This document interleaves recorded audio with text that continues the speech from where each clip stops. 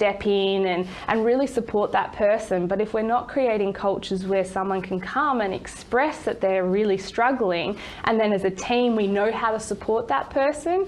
For example, if I'm really struggling, I don't like anyone asking me if I'm okay or do you need help or anything like that. That's very personal to me. So if I come to work and say no questions about how I'm going or how my weekend was, my team knows she's not in a great place. So let's make sure that we step up and support her. Other people want to talk about it and get it off their chest and experience their emotions in a safe space to be able to put them down and then go into the meeting. So it's again coming back to creating those cultures and leadership structures where you create that safe space for people to be vulnerable and tell you what they need in that moment, and then you as a leader lead upon that request.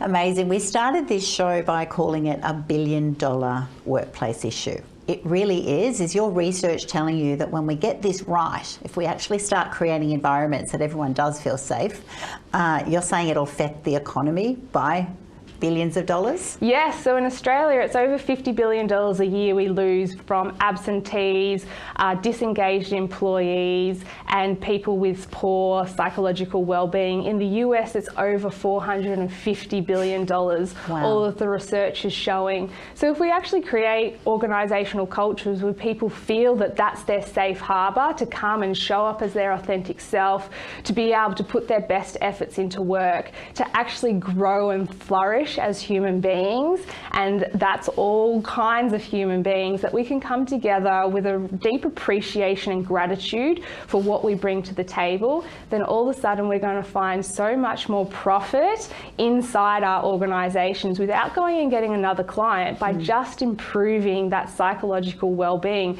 If we manage our people and we create high levels of psychological well-being for our people, then our revenue and our bottom line will just manage itself. So what's one thing that you could ask one of our viewers today who's watching this thinking, you know what, she's right, Hacia has got this nailed. It is a big issue, it's a huge issue, particularly for men, but it's also about the whole of business to be able to bring out the best of all of our employees. What's one thing that they could do if they were going back into their workplace today? So my call to action is very much, first of all, do that self-reflection and understand what a sense of belonging is for yourself, and then have the courage to go into and speak to your leaders and explain that this is what I need to really show up as my best self, and if we can provide this environment for myself, then I'm going to be able to give so much more to this organisation, and my productivity is going to increase, my well-being is going to increase, and that is only